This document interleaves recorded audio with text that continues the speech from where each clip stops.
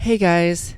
Wow, it's been over a month and I can't believe I took this long to record a new episode. A lot has happened over the last, I'd say 5 weeks.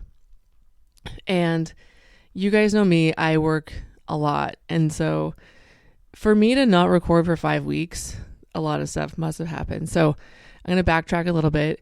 The last thing I did was record Michael David's intro like the third week of May. And I don't know if you could tell, but I was sick. So I was a little bit sick. And then I had training in Seattle. And then I went to Renton and I did my 200-mile race. I was very cocky for that race. It's Pigtails 200 put on by Northwest Endurance. Terry and Dolores and James are awesome. So I said to myself, okay, and everybody else, by the way, I said, I'm either running 200 miles or I'm moving until Sunday at 4. There's no in between. I'm not going to quit. Because the cool part about that race is I started Thursday morning at 6 a.m. and I had a few days to finish the 200. But if I hit let's say the 100 mark or the 150 mark, I could stop and get my belt buckle. And I said, that's it. I'm not going to do that. I'm definitely not going to do that. Well, that's what I did. But in my head, I thought, okay, I can't just quit at 100, because, things hurt and I reached the 100, which I've never done. But it wasn't like I crossed the line and went, oh, it's 100. Oh, I think I'll be lazy and stop now. I crawled my way to that 100 and I'm very proud of that. There's always things in a race that you can't control. So the weather, I don't know if I could have trained better for this because it was really just like a really hot weekend, which was not common this year at that time. So it had reached, I want to say, low 80s the first and second day.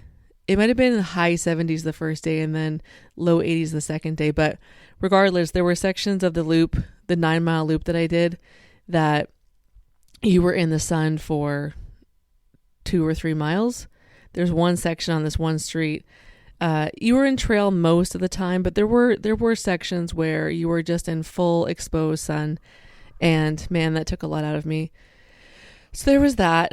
The other part that was difficult was running at night. I was the slowest one out of all the 200s. There was, I want to say, less than 10 of us. I think there was 8 of us, and I was definitely the slowest. So when I left at 10:30 p.m. on the first night to do I think it was my 5th loop, maybe my 6th loop. I couldn't run with anyone to be safe because everybody was running and I was actually like jogging/walking at that point. So it was really hard on my mental state. I get scared running in trails here. There's just so many things that could happen. Animals, people. And they warned us that there were bears out there. So be careful. I never carried bear spray. I probably should have brought my pepper spray, but I didn't. And so when I went out at 10:30, I didn't think about the fact that I would be out there for 4 hours by myself. So at one point, I thought I saw a panda. Swear to God, it was a panda like eating grass. I freaked out and then I heard a bear. I heard like a tree snap.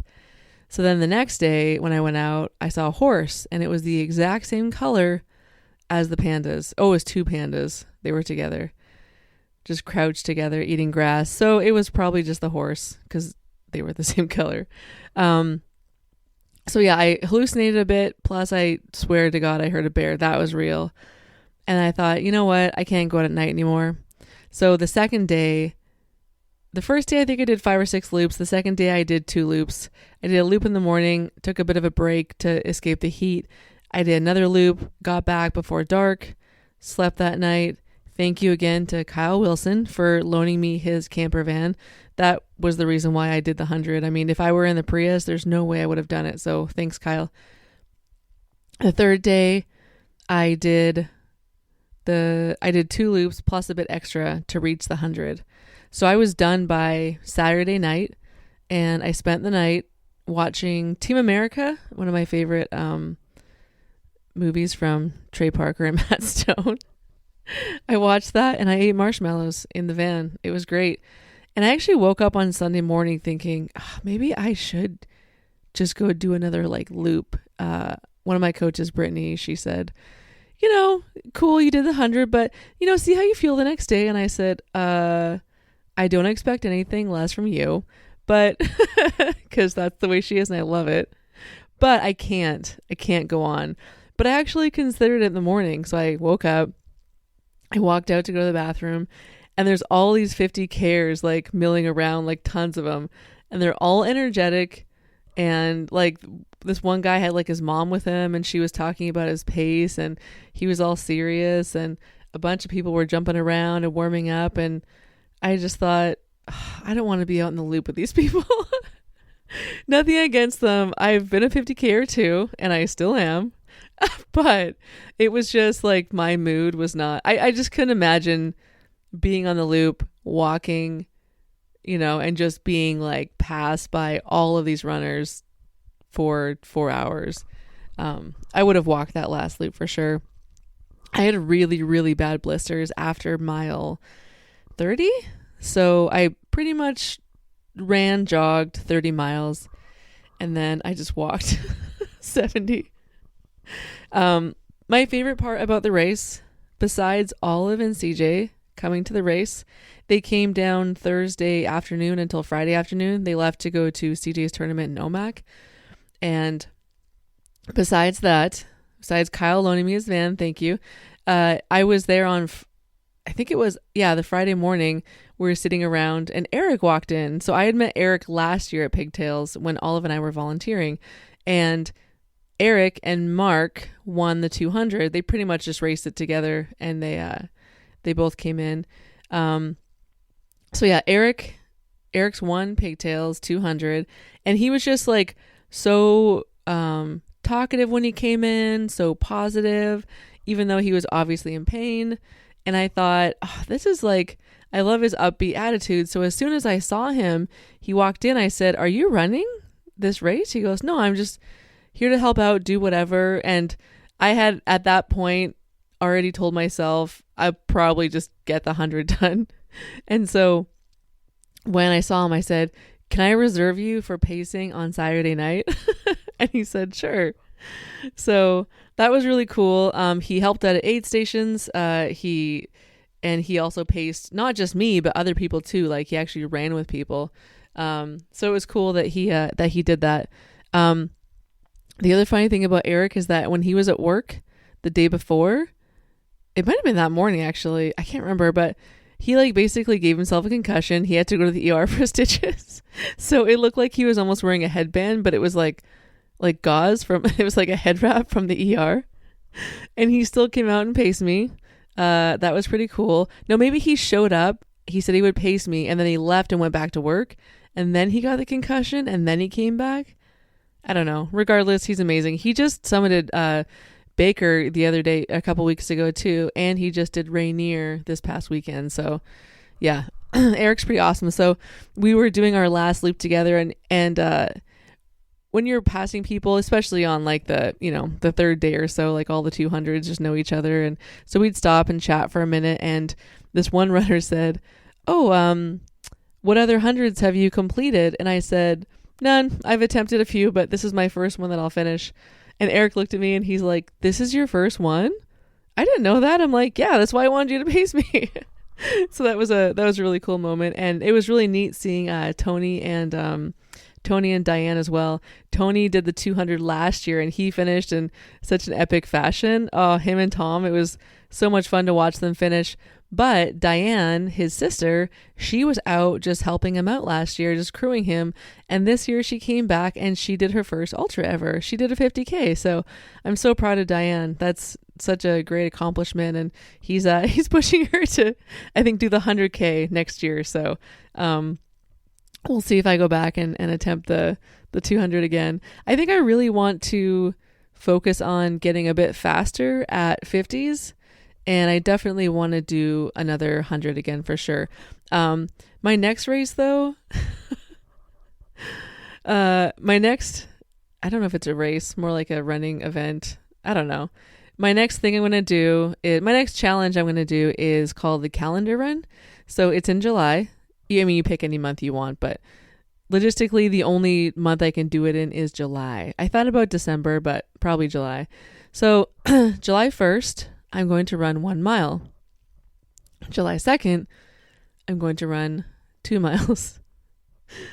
All the way to July 31st, I'm going to run 31 miles. So that's a total of about 500 miles total.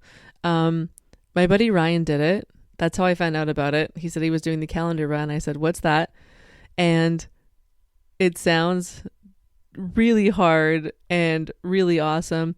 Ryan said basically after day 20, like, you can't work, like you can't do anything. You're just running and sleeping and eating, and I like those things. So that's my goal, is to do the 31. Ryan did it in April and he only did 30 days. So I picked a month with 31 just to rub it in. Just kidding. And Ryan also ran a 100-miler, I want to say a month after he did the calendar run. And he said it was his best 100-miler he's ever done. So I thought, gosh, I think I'll do the calendar run in July and then maybe look for, a local 100 in maybe late August, early September, just in time for the start of school. Why not? I got nothing else to do. No, I'm kidding. But yeah, I think even if I just maybe run around here, I think I might try that. We'll see how it goes. As I said with the 200, I often pick goals that are way too big for me. So we'll see. We'll see how it goes. I'm not gonna push through for this calendar run and get super injured or anything. It's not that important to me, but I like that idea of the consistency. Like getting up every day and doing something. If that's too much for you, the calendar run, it's too much for most people. I had a friend, my buddy Dan, did, I don't know what it's called, but he basically just ran at least 1 mile every single day in a month. And he said it was amazing. Like I said, it's just the act of being consistent. I think that's important. And if running 1 mile is too hard for you, do something else every single day for a month. Let me know what you do. Okay. That race report took way too long. I haven't even talked about the Mountain Film Festival, which was life-changing. And what was after that? I got really sick. That sucked. And then we had the end of school. That was amazing. And then Olive and I just went on a road trip to San Diego for 8 days. Well, we stopped in Reno. That was awesome. We saw Dreama Walton in Lake Tahoe. That was great. And then we went to San Diego. Olive went boogie boarding. I drove 17 hours on Wednesday, like a few days ago. Stayed in a terrible old hotel in Crescent City. Barely got sleep. And then drove 10 hours home the next day. So that was the road trip. I think I'm going to talk about the Mountain Film Festival, though, on the next episode because this intro is going way too long. So this episode, I recorded, I think I recorded this in April at Gretchen's house. And I don't know why I didn't get around to it. It was just, life piled up. I have about 3 that I need to get to. And I think this might be the oldest one that haven't done yet. Listening to it though, I just got reminded of how excited Gretchen was about possibly doing like some sort of theater opera camp for kids this summer. It's the end of June right now, so I don't know if this will happen, but hey, like, let's put it out there in the universe, and maybe it could be something that we could still do this summer, or something that we could set up for next summer, or I don't know. I just think the fact that Gretchen's here in the area and she's really excited to do this. I told her I would help her out in any way, promote it, collect emails, do all the organizing. She's not very good at that, as she says in the episode. She's just a really great teacher. I'm actually going to be renting a violin soon, so Olive can take violin lessons from her. So she teaches violin, guitar, and piano at her house. She lives on Challenger in Concrete. And hopefully she'll be doing some sort of kids camp or family camp at some point.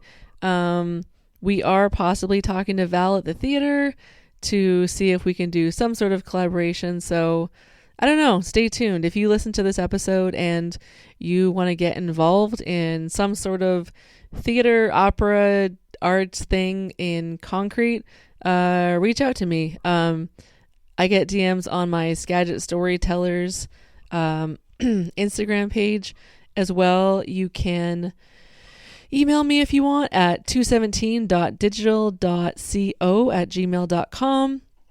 Or you could just come to the hub on Wednesdays. I'm starting trivia at 6 o'clock starting this week. I'm not doing one on July 5th, but I'm doing them the rest of the summer on Wednesdays. So Wednesdays, 6 o'clock, family-friendly trivia at the hub. It's free. We have weird prizes. You should come. So you can come talk to me there about any kind of opera, theater, drama thing if you're interested. And also, Jeremy talked me into cooking at the hub on Mondays. So I'll also be at the hub on Mondays at 5 o'clock. I think Dustin's bartending, so it'll be fun to hang out with him. Come on in. Don't order any food. I don't want to work. I just want to hang out. Just kidding, Jeremy. I think the hub's also open 7 days a week. The last time I worked there and talked about the hub, I think it was only open 6 days a week, but now they're open 7 days a week. What else? Oh, I set up all 4 of my mics. So I think I can do a group recording now and it will actually work. Pretty excited about that. There's so much music happening, you guys. I don't even have time to list it all, but the big night is Friday. And the other day I was thinking, this was crazy. There was Cody and Brittany were playing at Eagle Haven. And then Conrad was playing in Lyman and Lazy Acres were playing in Hamilton. I said, God, I can't believe there's this much live music, in these 3 little towns, like right together a few miles away. This is amazing. Well, Friday is going to blow your mind. So, the Olsen brothers, who I've never seen live, but I've heard a few of their songs. They're apparently huge. They're coming to the Eagle Haven Winery on Friday.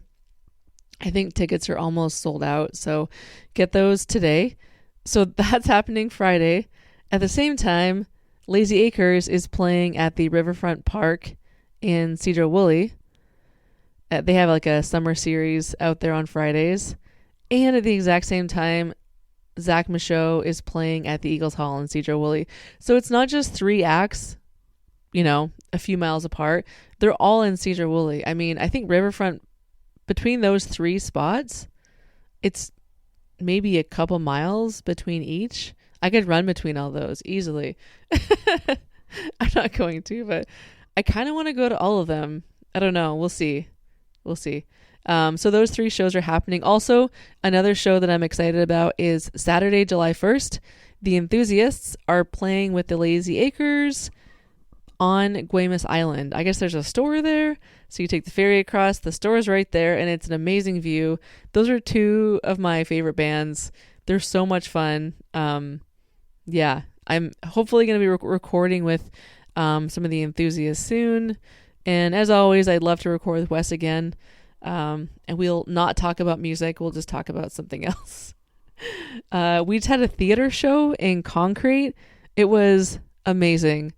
It was Cascade Cody, Corey Vincent, and also Charlie. And then the Wes Jones trio played as well. It was so much fun bartending for that. I had a blast.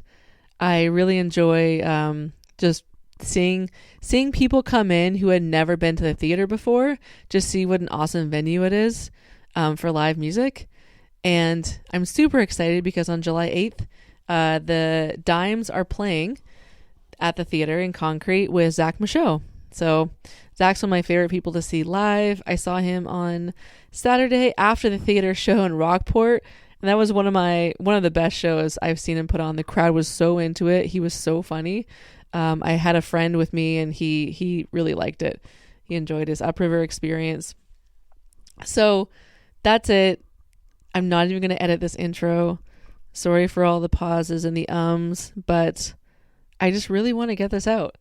So again, if you have any interest in any of this drama, opera, camp type stuff that we're talking about, it's going to be happening in concrete, hopefully this summer, if not, at some point after that.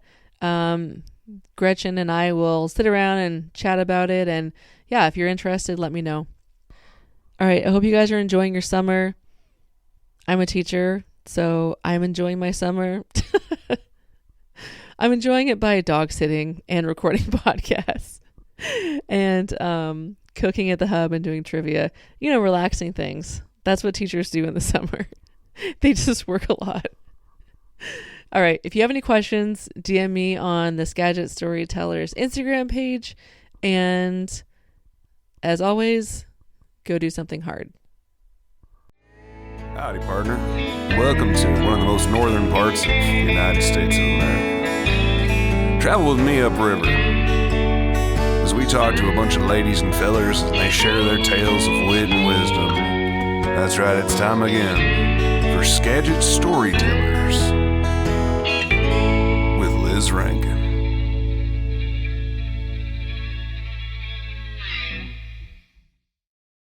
I always love to talk about how we met. So I think I met you at the hub. I'm pretty sure. That's where I first saw you. I think so. I think you were working. I was bartending and one of my many careers I do. And yeah, you were playing with Sherry. So how did you start playing with Sherry at the hub? Well, Sherry is such a fabulous musician here, and she's been here a long time. And how did you meet her? So when I moved here, the most urgent thing that I wanted to do was I had to not be a performer anymore because I kind of lost my voice in a couple of ways. Okay. And that's all I did in my life was sing. And so I thought, okay, Gretchen, you're now a retired performer and you're going to move to this area and you're going to pour yourself into being a music teacher and return what you've had in your life, return it to the community. Wow. And I was able to build a place right across from Cascade Supply. It just sold, by the way. The place beside the liquor store? Yeah. Right. Yes, right by it. And so I had the first front of that building for a good 2 years. It was great. I loved having people coming. Parents could go get coffee. It was so convenient for the parents, and students. So I had a wonderful studio there. And just through life, and it was unusual to have a little music studio right in the middle of the street. And then I don't know for sure exactly when I first met her, but, and we didn't really do a lot together until this past year. Okay. Yeah, so our real activity has been this past year playing together. Yeah, and so how did that come about, you guys playing at the hub? Well, it was a year ago because it was... The hub opened in May. Right. It was around Memorial Day weekend, I remember that. What month are we in? We're in... It's March, yeah. We did, the very first thing that we did there was Irish, St. Patrick's Day-ish. Oh, okay. Thing. Yeah. Oh, so it opened before that. Maybe they had a big grand opening with the band was in May. Yeah. Oh, they had the band on the roof? Yeah, so this was before that. Because I remember I was going to Canada that weekend, and I wanted to go so bad. My friend Dan said, you got to come out to Concrete. And yeah. Okay. So you played St. Patrick's Day. Yeah, we did. Okay. And it was fun. And St. Patrick's Day is on a Friday again. Yeah. Coming up. Oh, is it? Yeah. Yes. That. So you'll play again. Right. We will. And we'll just go crazy on Irish music. That's awesome. Yes. Cool. So years of playing violin. When I started when I was in 7th grade, and I practiced a lot. I worked hard, and I was in orchestra, and in high school I was 2 years. It was different, by the way, for me. It was 1 to 6th grade, which was elementary. Then 7th, 8th, and 9th was junior high school, it was called. Okay. And then 10, 11, 12 was high school. So 11 and 12, I was the concert mistress of the orchestra. So I was really playing a lot. It was singing that I really wanted to do, and so I didn't keep up with the violin, but I was so glad that I played violin. And so now I'm no pro. I'm not a professional, but I think it's good to play. I think it's good to be doing that. So it's been really fun. Really fun. And you still teach, right? And I'm still teaching. Just not in that space. I'm not teaching in town. The pandemic shut that down, and I just brought everything home.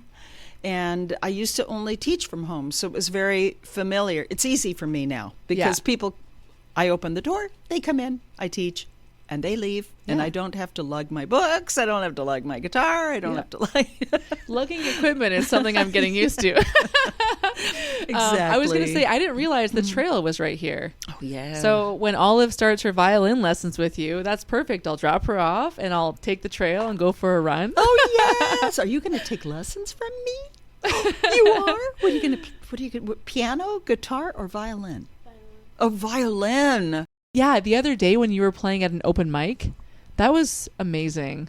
Remember it was Miguel and I think John. Oh, it was the jam session. Oh, that was so fun. I can't wait till they do that again. Me too. Yeah. And I love it. You just went up there. You were a bit, well, should I or shouldn't I? And me and Jeremy are like, go, Gretchen. You get up there and join in. And I love that. Once we got rolling, I really had fun. Yeah. I mean, it took a little bit of me to kind of adjust. And Jeremy took the video of me when I was just kind of getting in there, and well, I'm sure you're your worst critic. So. I am. In fact, I told Jeremy that I wanted to apologize to him because, see, I'm gonna talk like an old person right now. Do it. But in my day, we used to have horses in the backyard. But when you performed, you knew if somebody ahead of time was going to record you. Oh, okay. Or if something happened, you would be asked, Yeah. So now the phones come out, and it's a nice thing. People are intending it in a good way. Yes, very positive. It's positive. It's like, oh, let's record this, And there's this professional part of me still that goes, this is lousy. Don't record this. Please don't put this on for everybody to watch. This is playing terribly right now. But I have to let that go because I'm not a professional as a violinist anyway, and I just have to let go of that. Yeah. So. That's so funny. It is.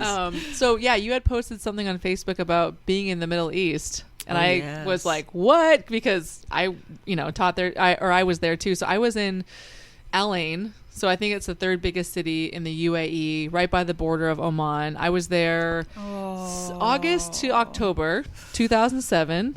I remember getting off the plane at midnight, and it was like a hairdryer in my face. Yes. I was not prepared. I thought it'll be hot. Yeah, it'll be hot. Cool. I like heat. That's different heat. Oh my goodness, it is so hot. And I was there during Ramadan, and that was very, very interesting. Oh, I'm sorry. Yeah. I'm sorry. I'm only because all the restaurants are closed to the general public. Yeah, I mean, you can't go to all the malls are different. Everything functions differently during Ramadan. So I'm sorry. I do remember going to this. We were at, like I mentioned before, we went to this Intercontinental Hotel a lot. And we're sitting around with people from all over the world. And we would be out the window looking, waiting for the sun to just dip behind the mountains, and I'll get a steak and a beer. Yes. Or didn't you order just a head so it could sit on your table right at the right? No, they made us order the second the sun went down. The thing was, I didn't realize that some people there, it was common to eat with your hand. Oh, yes. The first day I was there, I saw a man using his hand to eat rice. Right hand. No, not the left hand. And I didn't know about that because the left hand was for going to the bathroom. That's right. Because when I went to the bathroom, did I tell you this, Olive? Yeah. When I went to the bathroom, there was no toilet paper. There was a little shower, a little sprayer that you would have like by a sink, to shower your dishes, wash your dishes. There was one of those. And I said, okay, I don't know what that's for, but there's no toilet paper. So my friend explained that to me. So your right hand was for eating. So he was shoveling rice into his mouth. And the other hand was for wiping yourself. So you never eat with your left hand. What are your thoughts on that, Olive? Save me. I mean, well. But again, I was there for 2 months. I would love to hear your experiences. Oh, yeah. Being there. I mean, and I wasn't friends with anyone that was from there. Oh, yeah. I was teaching, and my students were older, and obviously, like, I didn't kind of fraternize with them. So it was all people from different countries. We all spoke English, North American type accents. So, yeah, what was your experience like? Well, I went there because my dear friend, who is a fellow singer, was married and living in Dubai at the time, and then she flew me out there a couple times to do some concerts. And what two year was concerts. this? Well, one was in 1993, one was in like 1998, and then she found out about the children's operas that I did in St. Louis for a long time, which is with children. I would really. I'm just going to advertise to the whole world here. We do ads on here all the time.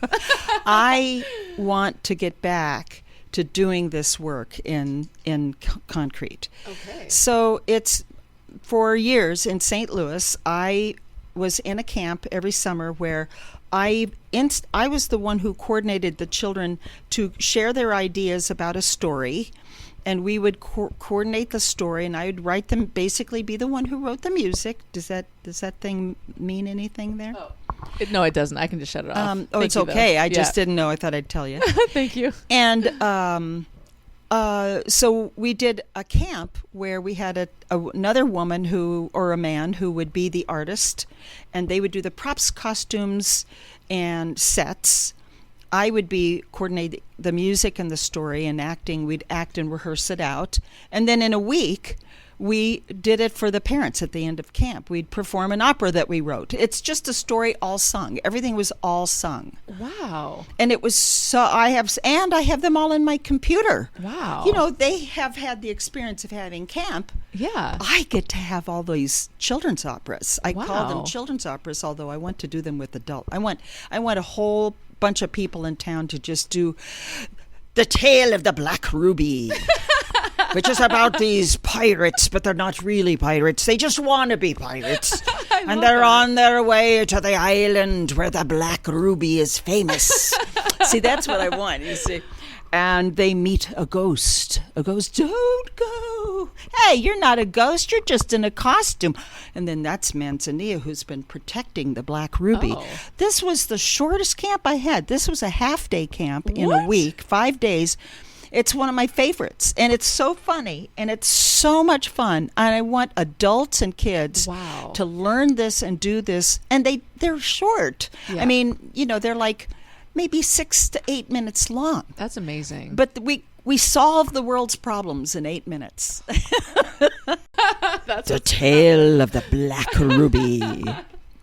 I'm going to sing you the amazing. first song in my croaky voice, Do okay? it, Because do it. we're sailing on the ocean blue, bum ba da da da dum, with the wind in our hair and a map in our hand. Treasure is ours, we know it's true, and we know you'd like to come with us too. Yo ho! That's amazing. I love that. No, you're good. I was gonna say. I mean, I know a few kids in concrete that I think would love that. Oh. And then there's so many more that have no idea that they would love it until I they know do it. Do you know what I mean? know. Oh, yes. All you gotta do is put one on. Oh, yes. Boom. Your whole Yes. summer is. Yes. Your summer is gonna be gone, Gretchen. This is all you're gonna do. So what I struggle with is administrative things. When I did them in St. Louis, they were a big organization. They did all the advertising. They did all the. I just stepped in and just walked in and became the music director. La la la. I was free to just do what I do. Right. But when I have to- advertising, and collecting emails, Oh. contact. I see. have had trouble making that part happen. Yeah. Not on the one-on-one teaching. That studio, that's what I've done for a long time. So anyway, wouldn't that be fun? Well, Gretchen, you're talking to someone that's a jack of all trades, and that totally sounds awesome to me. I could never do the teaching part, but marketing, getting the word out. I know. I can't even look at you. I'm going to cry right now. Children created these stories with me. I didn't walk in and just say, we're going to do this. Yeah. And so that's why I'm empowered by doing this, because I want our children of this world, this is when I'm going to start crying. I can't look at you. I want you, Olive, to have your creative, powerful voice in this world. I don't want anything to ever diminish the greatness that you are. So when I do these camps, I want you, here we go. I want you to flourish in your ideas, all your creativity. Look at this. That is gorgeous. She's doing art. Olive is doing art while we're. So that's why you went to the Middle East. So my friend, then my friend in 2013 invited me to come to do one of these children's operas, because she'd hear me get so excited about talking about them. She's like you. She's the doer. She was a singer, and then she's turned into the person who hires the person from England to come to play in the orchestra, and it gets all these big things going. So she said, give a concert when you're here with this wonderful friend, who's now my friend, who accompanied me, and do the children's opera.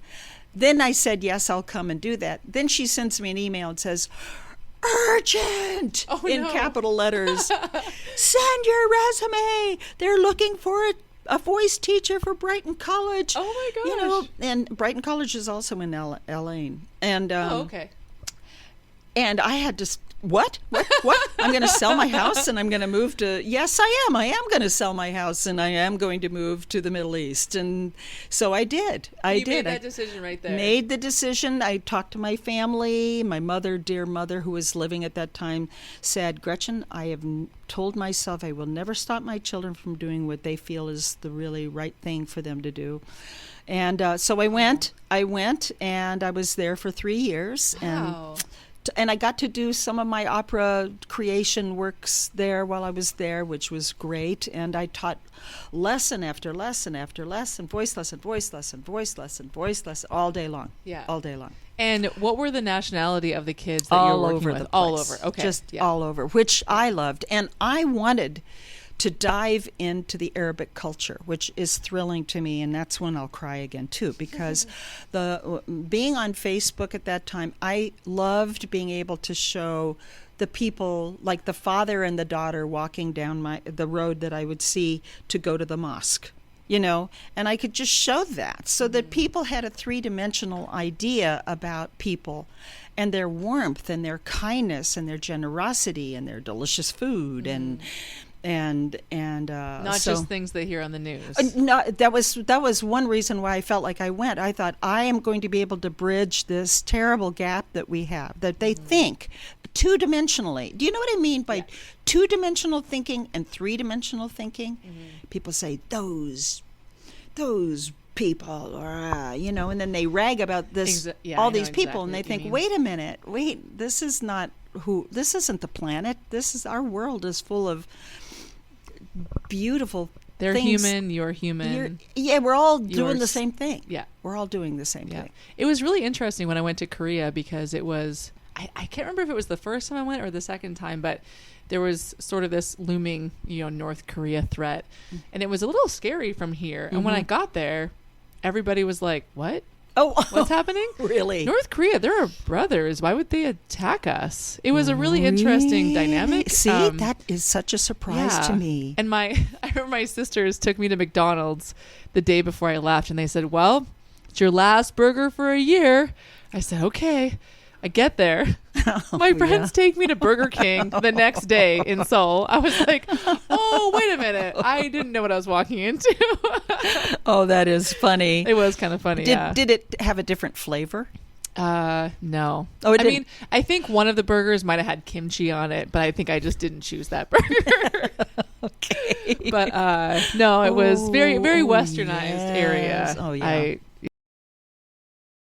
I looked for the opportunities to connect with them. Mm-hmm. And my friend took me to we're Baha'i. My faith is Baha'i, and what's that? It's a Baha'i. It's a religion. Okay. Baha'i faith. I'll tell you about that some other time. But anyway, my Baha'i friend has lived there her whole life, and she was visiting her Muslim family, and she invited me to come. And so the mother didn't speak English, and they bring you food.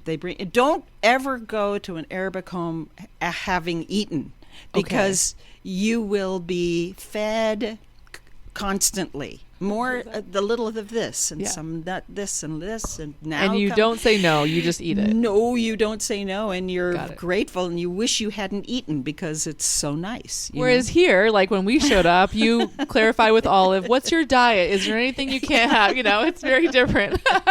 There, it's like, no, you just eat what I give you. I don't care if you're lactose intolerant. Right, and which I love. I mean, but I'm sure there might be more awareness. Anyway, and so the mother didn't speak English at all. And at first she was a little withheld, and a little careful. And Nagme is sitting here, and she's kind of interpreting for us. And there was this one moment where I don't know who said what. I don't remember what it was. But that mother and I locked our eyes together, and we just saw each other, and we felt each other. And I'm telling you, that is our life on this planet. That's what we are about here. And particularly when we go to other cultures, that's when it is so exciting to really look for our common ground and enjoy the differences. Just be passionate about the differences, because then we get our life enriched with all these different ideas. And then let's go into this. We might not agree with everything, but the compassion comes first. Compassion and interest comes first. Because if we have compassion and we have interest, then we won't separate just because of somebody saying something that we're supposed to be different and we aren't supposed to accept. And so anyway, that's... I love that. No, I had... That's right. And don't you love that's one of those moments in my life that is one of the most precious moments of my life. I love and that. we have those. Yeah. Can I share you a magic story? Please do. Oh, yeah. okay. Yeah, I noticed that giant book when I came in. It's got to be what, 800 pages? I haven't told this story in a long time. Okay. And so when I was in St. Louis, we would have a day. It was World Religion Day. Okay. So we would find a person from another faith. And I was there for 11 years. So there was a Christian one year, a Muslim another year, a Buddhist another year. And they would be featured and they would be honored for whatever they had done in the community that year. Oh. And then they would give a talk. Wow. Right. And at the same time, it was in January. So Dr. King was always being honored also that night. And so one year they asked me to... And I'd written a big song called Symphony of Brotherhood, which I don't sing much anymore because I can't sing that well. But I would sing that. And then they asked me to speak a little bit about Dr. King. So I had this book, and I really hadn't read a lot. I hadn't really read much in here. So I came down, it was a Saturday, and I came downstairs and I turned on my radio, and it was the Metropolitan Opera has performances, live performances part of the year, but part of the year they just play recordings. So this particular morning they played from a 1950s recording of a broadcast of Donizetti's Lucia di Lammermoor. Now I know that opera really well, and I was so excited, and I was all set. I had it on. I got my book, I sat down in my green chair, and I opened randomly to this page. And this is what the first paragraph says. Okay. On a cool Saturday afternoon in January 1954, I set out to drive from Atlanta, Georgia to Montgomery, Alabama. It was a clear, wintry day. The Metropolitan Opera was on the radio with a performance of one of my favorite operas, Donizetti's Lucia di Lammermoor. Oh my gosh. So with the beauty of the countryside, the inspiration of Donizetti's inimitable music, and the splendor of the skies, the usual monotony that accompanies a relatively long drive, especially when one is alone, was dispelled in pleasant diversions. Wow. And What did you do might when have you even, read that? I don't remember what year they said. It might not have been that exact performance, but it was from the same 50s era. Wow. The same opera. And you just flipped open to that I page. literally just randomly opened the book right to that Wow. page. Is that not just part of our beautiful living on this planet to have these kinds of things happen? Yes. That's amazing. It is important. Yeah. This being acknowledged Yes. as a human. You're human. You're here on this planet. You're living Yeah. to be acknowledged. And that's why I think this podcast, I think it's so important, is because, yeah, hearing someone call you by your name, great. Times that by 1,000, having them sit here for an hour, even if I didn't publish this, Gretchen, like you and I sitting here, yes. this is huge. Yes, it is. But the fact that I'm going to publish it and then for more people to hear it, Endless. yeah. But if not, And thank you. Oh, you're and welcome. this is a vital time. It's such a vital time as we're coming out of our homes and starting to feel comfortable to connect again. Mm-hmm. You know, that it's affected children in a harsh way, you know, and adults in a harsh way. Well, and just the advancement of technology and social media and all that, we knew this was not good. Yeah. But then when COVID hit, Yeah. it almost gave us that I wonder if it gave us that wake up call that we needed, that like, whoa, like Yeah. this is not good. We have to reintroduce lots of things in our society now. Yes. You know? Don't you feel kind of excited about concrete? I can't even, everyone's like, when are you moving to concrete, Liz? Well, you live pretty close. Minkler Road is such a great road. We're not far. We're 20 minutes away. Like I said, I also, if we moved, my tattoo wouldn't make any sense, so I have to keep it. But so yeah, here's the advertisement. We'll figure out how we're gonna get this started, and yeah, we'll start posting about it. And all the people who love to make costumes, and all the kids who like to make props, you know. And you might not even know you like to make props. Yes. Until you come and you're like, oh, this is making props? This is fun. Because I'm just picturing paint, wood, Oh, hammer. it can be simple. It can be elaborate. It doesn't matter. Yeah. Because our imaginations can take old sheets and cut them up and make eye patches and take old boxes and paint them. And you can just take little things and love make that. great props. Yeah. And that's the thing, is people don't know really if they'll enjoy it unless they take that first step and just show up. Yeah. You know? Yeah. Yeah. Oh, that's awesome. Oh, Gretchen. I could talk to you for hours. I felt like we were going to talk about your musical career like the whole time, and I feel like we barely touched on it. Yeah. You know, what I can do is show you something that'll come across well. And it's a song everybody knows. It's just part of this song. And I thought, this is what I used to do. Well, and I can put a link to it. Is it on YouTube or? It is. Okay. Yeah. I'll put a link to it in the description. It's. I'll just play it really. Is this from your time in the Middle East? No. Okay. No, this is way before I went. This was 1995. Okay. And you'll know this song. Do you know the song, Anything You Can Do, I Can Do Better? Yes. Okay. So this is just the one where you say, anything you can do, I can sing higher. Is that from a movie? Yeah, it's from the show Annie Get Your Gun. Oh, Annie Get Your Gun. I was thinking Annie the girl. So literally, this is just so that you can kind of.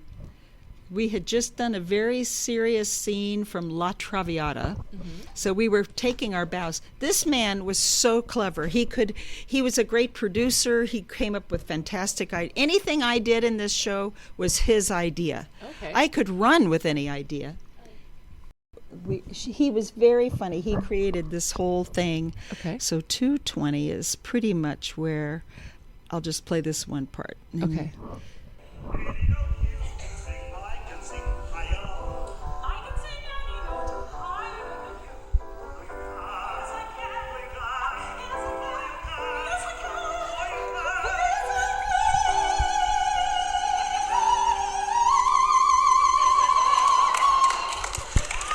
Gretchen, that's you?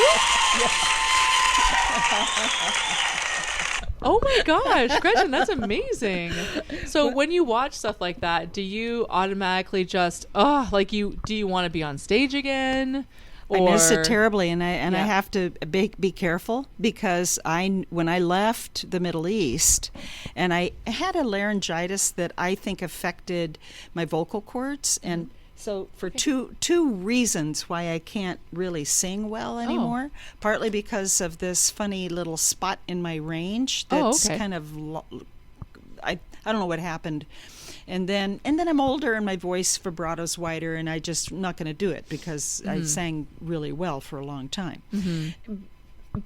So I came to America thinking, I'm a retired performer. I'm going to be a teacher, which I love. I mean, clearly, I love to teach, and I love what we've been talking about and everything. And I miss singing so much. I miss everything about it. I miss getting hired. I miss working with people, creating ideas, going to rehearsals. The performances, of course, were great, but everything in between was so wonderful to me. So I miss it. I do. Weird question, because we were talking about dog sledding with Casey, and one of my students said, what happens if a dog gets sick while you're racing? And I was just thinking, have you ever had a performance where maybe you fell and you got hurt, or you actually physically got sick and you couldn't perform? Many times, yeah. Really? Oh, and yeah. Did you just just keep going? The show must go on? Well, I don't think I ever got sick for a real major performance. Okay. So I didn't have that experience. Although once I sang a very long aria, very difficult, very long aria that lasts 12 minutes. Oh, and is an aria just I like was a sick song? all week long. Okay. It was an aria from a Richard Strauss German opera, very funny. Okay. Well, sorry, what's an aria though? An aria means air, like in English. If you translate it in English, it's an air, which means a song. Okay. So it's a 12-minute it's song like you sang. Yes, it was 12 minutes. It was really important to me. God. I was driven, absolutely driven. I was sick all week in bed. I was absolutely in bed, and I thought, I am going to be well. I am going to be well. I was so determined, and I was well. I went and I performed it, and within a half an hour, I had full laryngitis. Oh, my gosh. Yeah, it was like it held off, and I did the performance, and it's actually on here. And when I was done, my body just went, okay. Shut down. So that was and that's another interesting thing, how you can will things to be. And that was an example of that. So. Yeah. But I've been sick for a job, like a church job that I had, and I'd have to, or I've been sick. I take it back. I have been sick for performances. I can't remember what they were. Then you have to get somebody else to do it, and then you pay them for doing your job. Oh, is that how that works? Yeah, it was really miserable. I don't like that. No, I didn't like it either. It depends on the situation. But anyway, so yeah, it is a frustration when you lose your voice. Teaching music is that my concern is not that if you took violin from me that you became a famous violinist. That's not even. I want to be a good teacher, and I want you to have the real experience of what it means to learn that instrument, and it's not an uncomplicated instrument to learn. But it may take you by whatever you did with me in the process will stick with you, maybe in another kind of work, and in your art, or building a building, or whatever, so that's what we tell students. You never lose. It's not that you're learning algebra because you'll necessarily need it later on in life. It's the process of attacking a challenge and problem solving and just not giving up. That's what you're getting out of math. It's not the actual math. It's the pushing through a challenge, like learning the violin. It's hard. All right. Well, Gretchen, I hope you have a great day. Thank you so much. And I can't wait to see everyone come out in concrete to our yet unnamed theater camp. Just be summer. sure that when you come, you can go, arr! Yeah, that's the only requirement. So on your resume, it just says, please say R. All right. Well, I hope you have a great day, Gretchen. All right. Thanks for meeting with us. Thank you so much.